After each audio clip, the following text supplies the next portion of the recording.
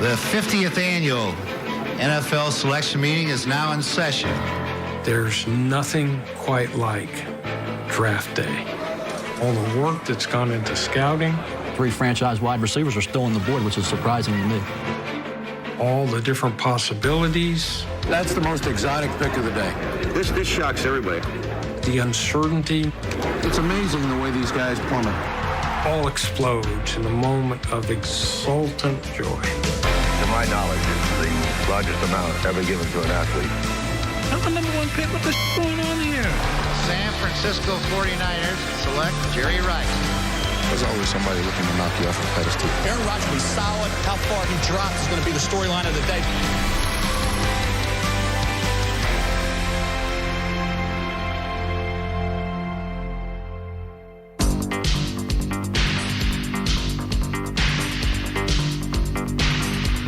The NFL Draft is a practice in answering the trends set the previous season. In the 1984 season, Dan Marino became the first quarterback to ever top 5,000 yards passing. Here is Marino, quick drop, throws for the sideline. That began the high expectations for the quarterbacks. I think he became the bar that everyone had to reach. As a quarterback, you have to have confidence in yourself that you can do the job. In the 1985 draft, there aren't that many quarterbacks out there who look like they would be able to do that. Classic quarterbacks in the drop back style. Marino was a unique talent. And you could say, well, how many Dan Marinos are there out there? But the fact is, everybody went looking for them at that time. Cleveland general manager Ernie Accorsi was one of the quarterback starved. He was familiar with needing a marquee QB. Without the great quarterback, you weren't going to contend for championships. And in '83, I had the first pick and picked Elway, and the owner traded Elway away. By the time I got to Cleveland, I inherited, the 3 quarterbacks that, in my opinion, there was no way we were going to win anything. The biggest name in college football and the most celebrated, not just quarterback, but player in all of college football was Doug Flutie at Boston College. Flutie flushed, throws it down, caught by Boston College. I don't believe it. It's a touchdown. The Eagles win it. And I remember Art Motel saying, was just going crazy over Flutie. I said, it's the other guy that fascinates me. And your heart goes out to Bernie Kosar, who did everything he could. The other guy, who was Barney Kosar, who really was not a great athlete, but he had great instincts, great anticipation, a much better arm than he's given credit for. Smart as any quarterback I've ever been around. And I thought he gave us a chance. Kosar, who hailed from Youngstown, Ohio, would also give the Browns a local favorite. But Cleveland was not the only team with eyes for Bernie. Virginia Tech's Bruce Smith was locked in as the top pick. So teams burned the phone lines to Houston, looking to trade for their number 2 overall pick in hopes of landing a franchise quarterback. Ladd Herzog was the general manager of Houston at the time. They were in the same division as the Browns. There's no way they were going to trade that pick to the Browns. All of a sudden, I had become aware of a rule that enabled a player to come out after just 2 football seasons in college if he graduated. Draft-eligible players, I believe the draft was at the end of April, and they had to declare by mid-April that they were going to be eligible for the draft. He could have graduated in May and taken enough hours to graduate in May, and then he would have been eligible for a regular draft. Or he could wait, take part of it, take the rest in the summer, and then as long as he graduated from the summer, then be eligible to play in the NFL. I called Buffalo and I said, look, you have the first pick in next year's supplemental draft. I said, would you consider trading that pick? So we made a trade for the rights to Bernie Kosar, which gave us, in essence, an extra draft. And I got a call from Ladd. He said to me, look, I just want to tell you that I just traded Kosar to the Minnesota Vikings. I said, well, you did not trade Kosar to the Minnesota Vikings. You traded the pick to the Minnesota Vikings because I just traded with Buffalo for the first supplemental pick. all hell broke loose. Minnesota went ballistic because it wasn't going to get him. The Oilers went ballistic because it cost them 2 picks. And so Pete Rozelle, the commissioner, called them all on the carpet at 410 Park Avenue. The Vikings tried to fight it and said that he can't circumvent the rules this way. We all operated under the same premise that here was a player that had declared himself eligible for the April 30th draft, had hired an agent, had negotiated contracts with various clubs, and that this player had no college eligibility remaining. But Mike Lynn, at that time, threatened to sue the Browns, threatened to sue the NFL. Rozelle ultimately left it up to Bernie Kosar whether he filed the paperwork that was going to make him eligible for the 1985 draft or whether he waited to file that paperwork, which would put him in play for the supplemental draft. I think you could characterize the mood around here as being disappointed of the decision of the commissioner and not necessarily optimistic about what may occur. It's like fighting over custody of children. And ultimately, Rozelle did the smart thing. He said, "Kid, what do you want?" But he also gave Minnesota the right to give them a week to recruit Bernie Kosar, just like they would if he was coming out of high school, going to college. The Vikings flew down there with Bud Grant. We had Marty Schottenheimer, who only concluded 8 games as an interim coach. We really hadn't had any stature. Here comes Bud Grant, had been in 4 Super Bowls, with Mark Trestman, who was Kosar's, one of his closest friends and his college coach. I said, we don't have a chance. We're going to lose this recruiting war. From the beginning, it's what we felt would happen. I had impressed on the Kosars that I felt it was in our best interest to wait. We did, and at this point, Bernie has a choice. He wanted to play in Cleveland. Ultimately, he didn't want to go anywhere else.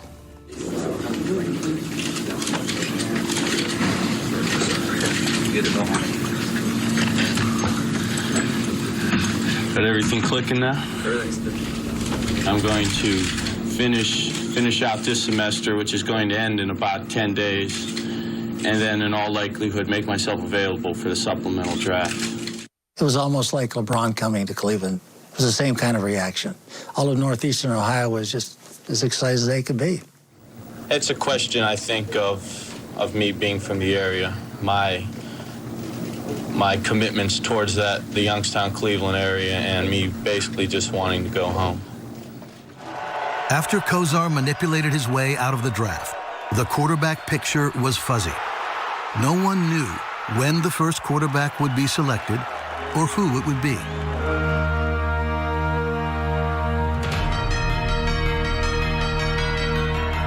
The NFL Scouting Service had Colgate's Steve Calabria rated as the top quarterback available.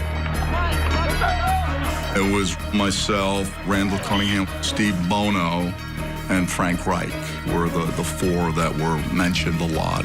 We were all pretty much cut out of the same mold. He had size. He was 6'3", 215-ish, which is kind of the ideal mold for a quarterback, seemed to be. He looks deep, he comes back, he sees a man, that's deadline, open, cuts it in for 6 points. One story I always remember was Rod Dowhauer. I think he was with the Cardinals at the time with Jim Hanifin. But I remember him working me out in our basketball gym. And boy, you're going to make a lot of money, is all he says.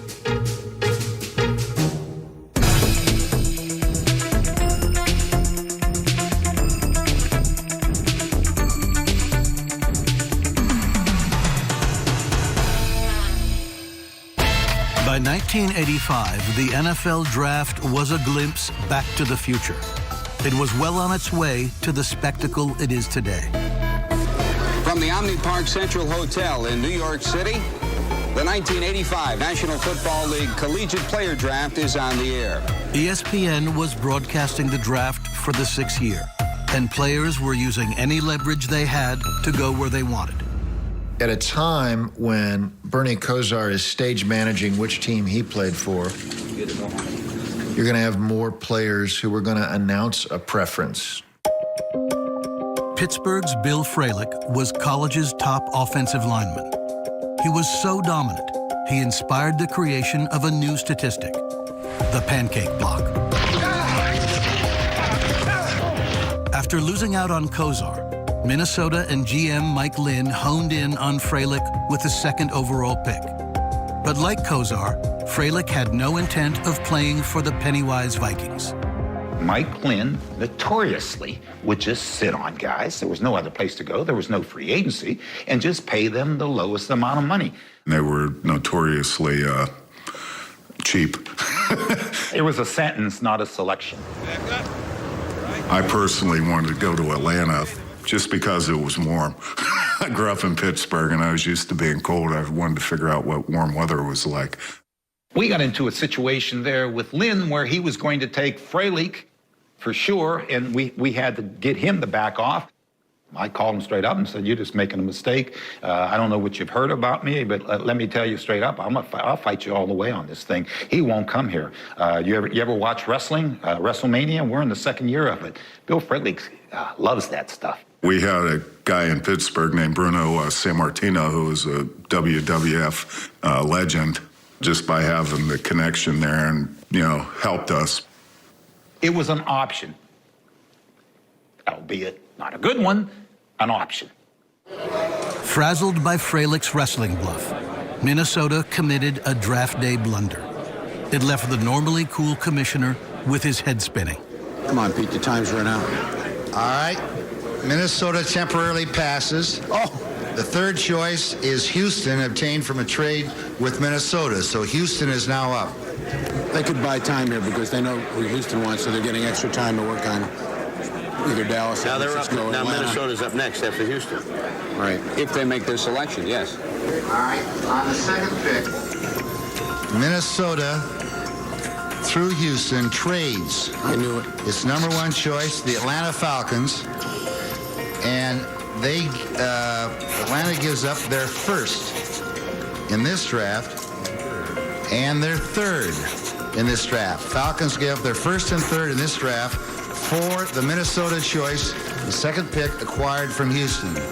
And Atlanta selects Bill Freilich, tackle, Pittsburgh. Houston is now up. Houston Oilers. Houston now picks. Houston picks on the third choice of the first round, Ray Childress, defensive lineman from Texas A&M. Next up, fourth selection in the first round. Next up, Atlanta. However, they've just traded that pick to Minnesota. So it's the Minnesota choice through the trade with Atlanta coming up next. The Vikings certainly didn't end up on the short end of the stick by me and Ralph telling them to leave me the hell alone.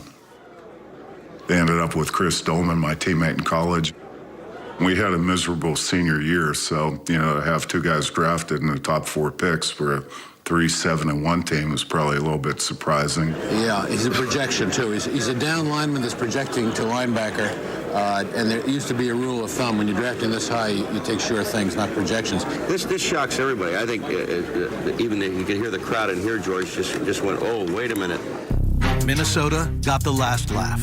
After getting rejected by Kozar and Freilich, their third choice ended up enjoying a Hall of Fame career in the color purple. Tough work. The result was good for Freilich, too. He avoided the Vikings because of their frugality. It was a scheme that rewards him to this day. The top pick above him, Bruce Smith, got $2.8 million total. That's what the deals were in 1985. Freilich got $7.76 million. It was a landmark contract. Bill Freilich gets $150,000 a year for the rest of his life. He's been getting it for the last 20 years. And probably my dad cooked up that concept, which was a good one to keep me from spending all that money as a young, dumb 22-year-old. It was called the Rabbi Trust. No one's ever done one before, no one's done one after. We were all living pretty good. As for the WWF, Freilich did enter pro wrestling in 1986 when he took part in a 20-man battle royale in WrestleMania 2. He was eliminated by Big John Studd.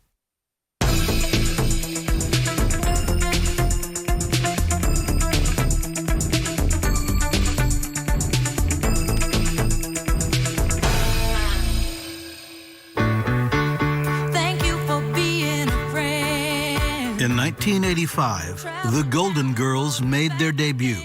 And the gold standard in the NFL resided in the Golden Gate City. The San Francisco 49ers had won their second Super Bowl in 4 years. In the '85 draft, they then selected a receiver who would become the best in NFL history.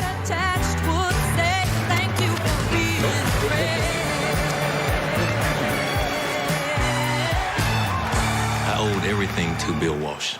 I don't know what my life would have been if he hadn't taken that chance with me. Bill Walsh's selection of Jerry Rice from little-known Mississippi Valley State was a touch of genius, but also a stroke of luck, beginning with how Walsh discovered Rice in the first place. He was overnight playing the Houston Oilers, and it was a Saturday night before the game, and he was bored, and he turned on the local news, and they were playing the highlights, and he couldn't believe this one guy was lighting it on fire. The book said he only ran a 4.740. But what my dad saw was that he had tremendous speed from 15 yards to 50 yards, like he'd never seen before. My dad was already crafting plays before they drafted him on what he could do in this West Coast offense. 5-step drop. He engaged in his typical masterful strategy, and he concluded that what we have to do in 1985 is not accumulate a lot of players. We have to find the strategic player. And he made it clear that that was going to be our draft. He had 3 receivers that he felt could fit the role that he was seeking to fill, which was that dominant offensive player that's going to really enhance our offense. And they were El Tune, Eddie Brown, and this guy from Mississippi Valley State, Jerry Rice. One of our most prominent scouts. I mean, this is a fella that everybody respected, and his track record was pretty darn good. Felt Jerry Rice was no better than a 6th-round pick. As defending champs, the 49ers had the 28th overall pick. Bill Walsh recognized early on that staying at 28 was going to be very, very damaging and very dangerous. And no matter what some people in the league felt, Bill was convinced that these 3 receivers are going to be gone long before 28. So he knew the only way to get one of the 3 was to move up. Bernie Kosar's favorite receiver at the University of Miami, Eddie Brown, was expected to be picked near the top. I was projected to be really number 2 behind Bruce Smith. 5th pick went by, and at that moment you're sweating. You don't have the faintest idea of what's going on. Even on ESPN, they were saying, what did Eddie Brown do? I'm choking because the 3 wide receivers are still here. I never thought this would happen. This is the big upset of the draft so far. Eddie Brown's going to go in this pick. I mean, I'm going on the record. Eddie Brown has got to go in this pick. 4 more picks and still no Brown or any receiver. As the time goes, the speculation continues, Zim. It's mystifying. I mean, going into the draft, you had the 3 best wide receivers maybe ever in the draft. If I were the 49ers, I'd jump in here in a minute. The scuttlebutt around is that San Francisco and the New England Patriots are trying to work out a deal. Because San Francisco would be picking 28th. The Patriots are scheduled to pick 16th. The Jets pick 10th. Eddie Brown. The fans are screaming for Eddie Brown. Jets pick the 10th choice in the first round, offensive receiver, wide receiver, Al Toon. I told you, Wisconsin. I'll tell you, something bad about Eddie Brown must have come out last night. What did he do? Eddie Brown, guy could be a choir boy, but there were some questions as to what was going on in his background. And maybe someone was starting rumors out there. I can't imagine who. This rumor got out about me going to the USFL. And it was crazy. It really wasn't true. Not one inkling of knowledge of who started that rumor. Bill Walsh said that he would trade the first 3 rounds of his first 3 rounds of the draft to get Eddie Brown. Well, here he is. He's got a shot. Bill got to work on New England. We became number 16. But Walsh wanted to move up even further. The Bengals were on the clock at 13. Walsh's old friend, former assistant Sam Weish, was now Cincinnati's head coach.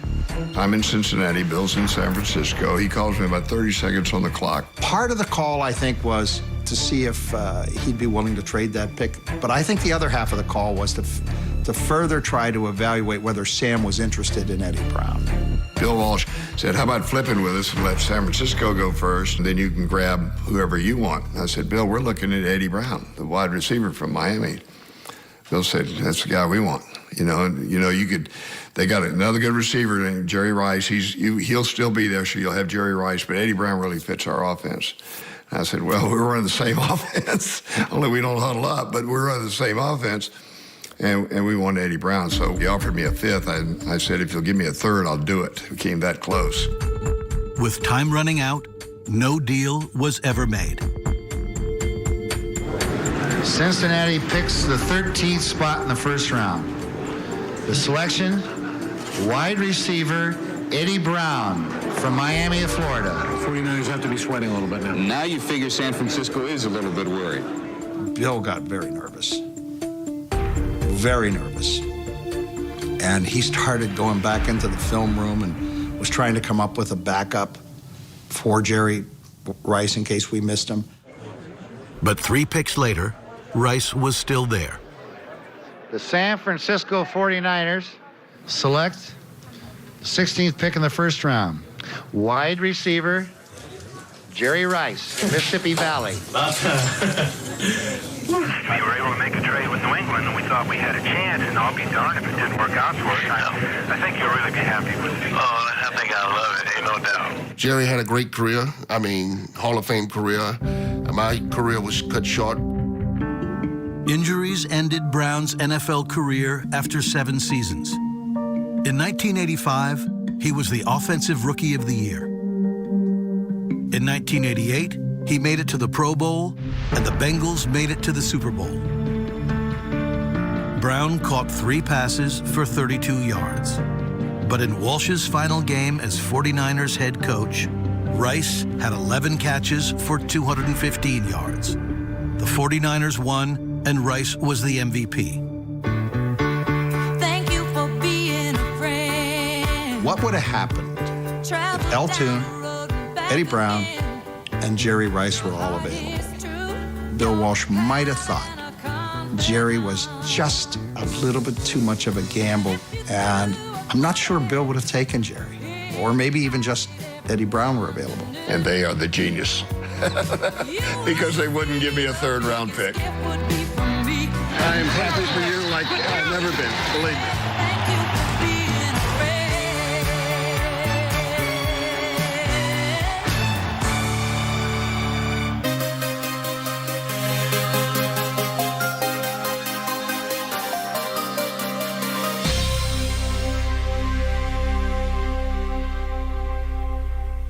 New Coke came out in April 1985.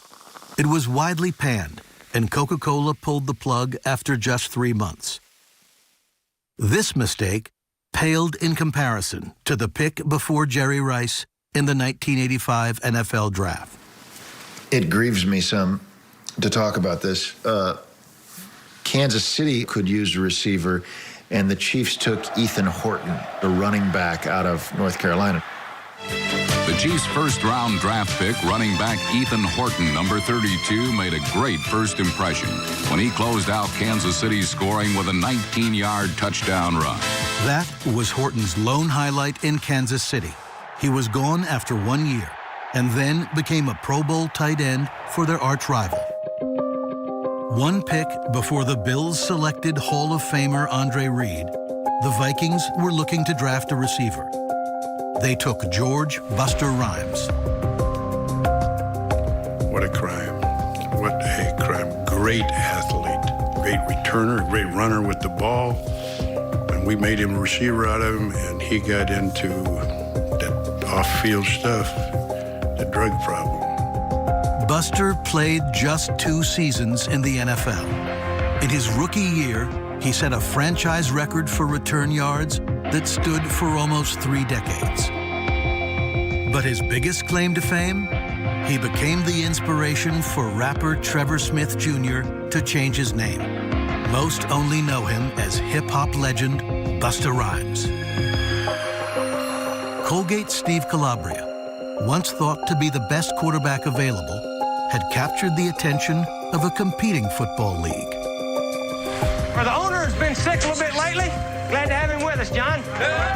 John Bassett of the USFL's Tampa Bay Bandits was anxious to lure him away from the NFL. About a month before the NFL draft, my agent at the time had called and said that John Bassett had a contract offer. It was about $2.7 million, which was substantial. Maybe not the best advice, but we had signed that contract maybe a month or so before the NFL draft. In the first round, Calabria was bypassed, and so were all the top quarterbacks. We may not have any by the time we go off the air because we'll be in about the fourth round at 4 o'clock. I think you'll see somebody, Chris. I think the third round would be good for a guy like Reich, Randall Cunningham at UNLV. You mentioned Bono, Calabria from Colgate. I think all four of those quarterbacks will be gone by the fourth round. Calabria's name was not called until the 9th round by the Tampa Bay Buccaneers. I was surprised. It was a long day. It was a long day. But again, in the back of my mind, I'm thinking, well, I'm gonna be making a pit stop here with Bassett and the Tampa Bay Bandits, whoever it may be. The first quarterback taken was by the Eagles, who rolled the dice on a kid from Las Vegas. I would say a lot of people, Mel, will have to be surprised that he is the first one. A lot of people project Cunningham as a real project, but a guy with great natural ability. It takes a long time to get rid of the ball. He was very Vegas in a lot of ways. He was very much a star, and he had a very high degree of, shall we say, self-awareness. You know, there was a reason why I was drafted there. I was just come in there and back up Ron Jaworski, but I came in there and I was like, I'm ready to play. I said, give me the ball for 3 years and I'll take the team to the Super Bowl. Cunningham redefined the quarterback position, but he never did get the Eagles or coach Buddy Ryan to the Super Bowl. Ryan's most well-known Super Bowl appearance came with the 1985 Bears, a year that began with a pick he despised on draft day. Chicago Bears first-round pick, William Perry, defensive tackle of Cleveland. Oh, what an upset. Defensive tackle of Clemson. That's the most exotic pick of the day. I mean, I heard scouts legitimately say that he will not go before the 5th round. I mean, they all felt, he was like a knight in armor, that if he fell down, he'd never get up again. Buddy referred to him as a wasted draft pick. Buddy wasn't on board with this at all. The other Bear people, personnel department, and Ditka to some degree, thought that Perry was a unique kind of player. A guy that wasn't just a big wide body, but a guy that had good feet and could play and could be a difference maker. So it was one of those rare cases where they clearly disregarded the views of the guy that would be his most immediate coach and drafted William Perry. Well, I was very surprised when Coach Ditka called the house and he said, hello, William. I said, who's calling? He said, guess what? He said, you've just been drafted by the Chicago Bears. I just laughed. I was just tickled to death. He is awesome. He was lifting that guy and taking him back to the refrigerator. William the Refrigerator Perry ended up being larger than life in Chicago. The refrigerator. Hot dogs, milkshakes, french fries, $1. All for refrigerator. Stand up and holler.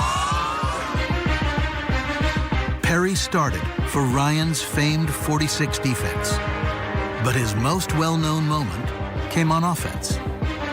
First and goal from the 1-yard line. Hand off to the Perry. Yes, William Perry has scored on a 1-yard touchdown run in the Super Bowl.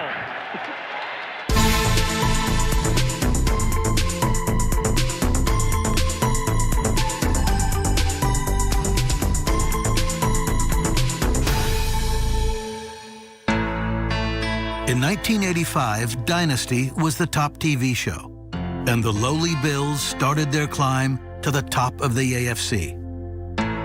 Under head coach Kay Stevenson, the Bills finished 2-14 in 1984. For the 1985 draft, they had a stockpile of picks, including the top overall. I remember distinctly talking to Kay Stevenson, and I said, you know, we can take all these picks and trade them for viable pro players and save our jobs. We all thought one more 2-14 season, it's over. So he said, no, we're not going to do this. Ralph hired us to do the right thing for the franchise, and we're going to exercise these picks. And whether or not we're here to see it through to fruition doesn't matter. We got to do the right thing. For their first selection, Bill Polian told the Bills front office he was torn between two defensive linemen, Ray Childress of Texas A&M and Bruce Smith of Virginia Tech. And when I gave my report to Norm Pollum, I said, you know, Bruce is top of the line, but I've got some questions. He had incredible flexibility, incredible first step quickness, incredible athletic ability encased in this over 300-pound body. I was worried about whether or not he could translate that on a 16-game basis to the NFL. I don't have any questions about Ray. And Norm said, listen, here's a valuable lesson. God only makes so many of these people who have this God-given ability and the ability to rush the passer. We have to make this pick. Okay, with the number one status and with the big contract comes the pressure of trying to help turn around the Buffalo Bills team. Well, there is a lot of pressure. There's been a lot of pressure for several months. I knew about 2 months prior to the draft that the Bills were going to select me, first player picked in the draft. The Bills had drafted first overall 3 times previously, with mixed results. With the selection of Smith, even former Bill, ESPN analyst Paul McGuire, was skeptical. George, think about something with the Buffalo Bills in this situation, and I am close to it. Well, you've got Bruce Smith, who is here, who is extremely overweight. We saw that. So are we back to the same thing with the Buffalo Bills to find out how their number one draft choices turned out? The Bills also had the 7th overall pick. They traded down to 14 and took a defensive back. You know, they can't throw the ball and they can't catch the ball, so they had a shot at Kozar, they passed it up. Had a shot at the best receiver, they passed it up. You know, I don't know how these people think you build a team. The Bills had drafted Jim Kelly in 1983, but he opted to play in the USFL. We didn't know at that time whether or not, A, the USFL would succeed. It looked like it might, and we didn't know whether Jim would ever come to us. In the 3rd round, the Bills drafted a quarterback, Maryland's Frank Reich. And in the 4th round, they grabbed a receiver from Kutztown State, Andre Reed. We did okay in that draft. 2 Hall of Famers and maybe the best backup quarterback of his generation. And the Bills have won it! Incredible! What a comeback by the Bills! They were the building blocks that allowed us to go on and build the team that went to 4 straight Super Bowls. And it proved how prescient Norm Pollum was and how selfless Kay Stevenson was, because he essentially sacrificed his career to do the right thing for the franchise, and it turned out to be 100% right. Stevenson was fired in 1985 amid another 2-14 campaign. In 1986, the USFL folded, and Buffalo added head coach Marv Levy and quarterback Jim Kelly.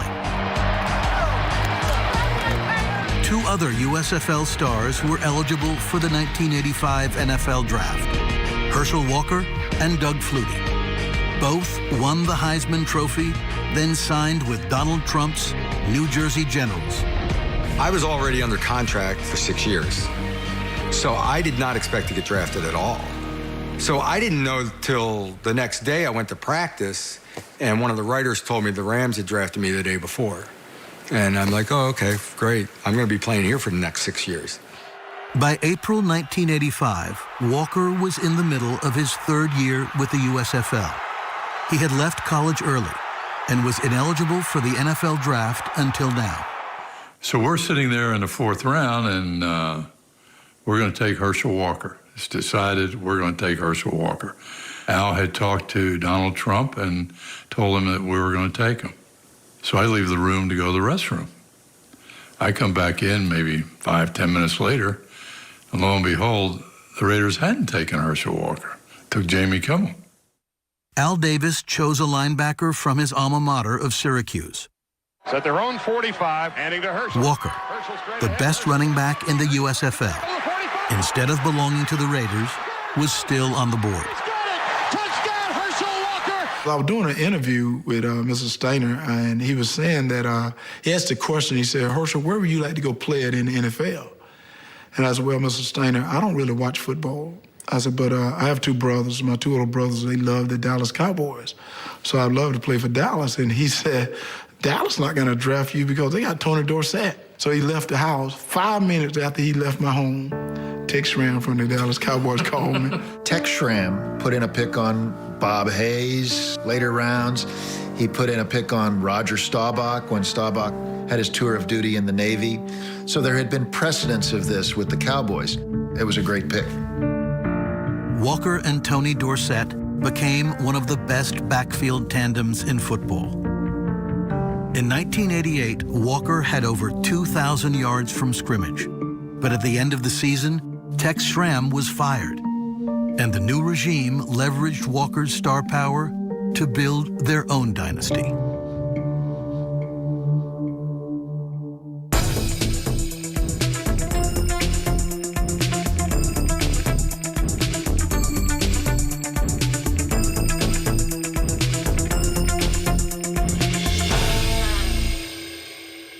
The Live Aid concerts in London and Philadelphia are expected to raise in excess of £50 million, the sort of money that relief agencies would normally only dream of. The week before Live Aid staged the biggest concert ever, the player who circumvented the 1985 draft brought much-needed relief to Cleveland. Bernie Kosar officially became a Brown in the supplemental draft. Welcome you to the Cleveland Browns, and we're happy to have you. Hey, Bernie, I know talent when I see it. I haven't spent much time talking to you about it because I can't do anything to help you. You're going to do it yourself. Ernie Accorsi went out and brought in Gary Danielson from the Detroit Lions to tutor Bernie. Now, Ernie also knew that Gary never made a full season without being injured. Gary Danielson got hurt in the 5th game. Bernie had to play. He had 2,000-yard backs, Kevin Mack and Ernest Miner, an ultra-conservative coach to protect him, Marty Schottenheimer, and they went 8-8 his rookie year, and they won the old AFC Central. I think if you look back on Kosar's career, it's remembered for the near miss.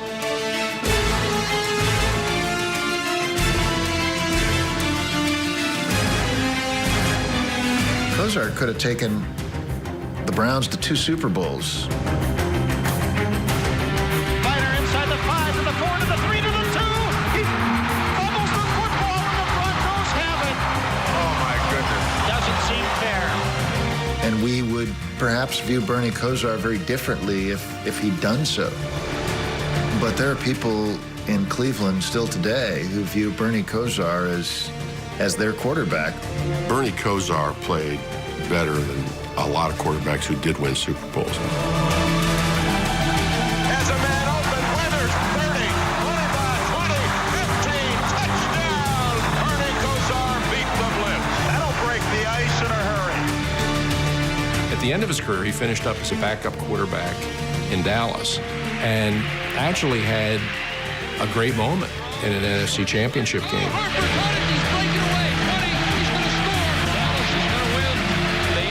Championship again. I think that game, the fact that the day that the Cowboys needed him in a big spot, that he was able to come back in and play as well as he played, tells you a lot about the kind of player and competitor that Bernie Kosar was. Kosar earned his ring with the indirect help of another 1985er. Very proud to announce that in the past 10 days we've been working very diligently on a trade that involves Herschel Walker with the Minnesota Vikings. Now, I wasn't going to Minnesota. I was like, crap, I'm not going to Minnesota. You know, it's cold in Minnesota. I'm not going to Minnesota. And Jerry was like, what do he want to go to Minnesota? What do he need? And, you know, Sandy and I, we were not going. So if you want to know what we want, we got this list of stuff, start writing all this crazy stuff. We really didn't want it. but we're going to let Jerry know we weren't going. I said, look, we're not going to do this unless we have this amount of money. Boom, and I picked a whole list. And it was like a Christmas list. Jerry agreed to it. So it's like, he called off bluff, and it was like, crap, I got to go to Minnesota. It shook hands, you know, and I went back to Pittsburgh, and, you know, the rest is history with the old Herschel Walker deal. Herschel was disappointing in purple, while the picks obtained helped build a dynasty in Dallas. It's part of the reason Herschel feels he should be honored with other Cowboy greats. The one thing, the reason they ought to get me in the Hall of Fame is they'll never have a draft like that again. So that's the first time that can ever happen. So that ought to mean something to him. How about Steve Calabria, the Colgate quarterback with NFL dreams? He never took a snap in an NFL regular season game, and his flirtation with the USFL may be to blame. I was not able to go to the mini camps or the quarterback camps that they had right after the draft. We got the release just in time to get to training camp. They had 4 on the roster when I got there. We were all kind of battling for 2 spots, maybe. Then you had Steve Young that was looming out there because the Buccaneers had his rights. Maybe the last exhibition game, we played the Falcons, and I was released. Watching Sundays was tough to do for a long time, or many years after. You always wondered, you know, because you know in the NFL, the higher you are drafted and the bigger the dollar commitment that the team's making you, the more of a chance they're going to give you. I'm not sure I can sling it like I used to do it. It's been a long time, but when I throw the 10 pitches or the 20 pitches with my son, you feel it the next day. The '85 draft is peppered with Hall of Famers, and it's one of only 3 drafts in NFL history where the first 6 picks all made trips to the Pro Bowl. But perhaps its biggest claim to fame is the pass rushers it produced.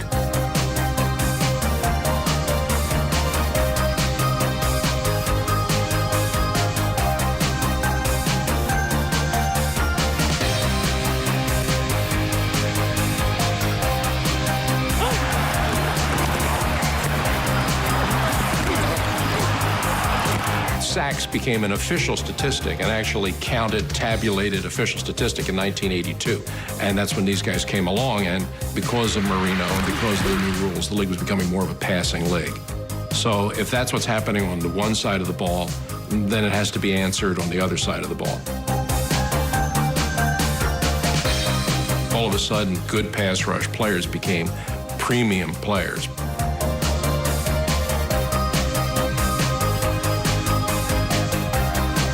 To this day, I mean, those 3 guys rank among the top 4 sack artists in the history of the National Football League.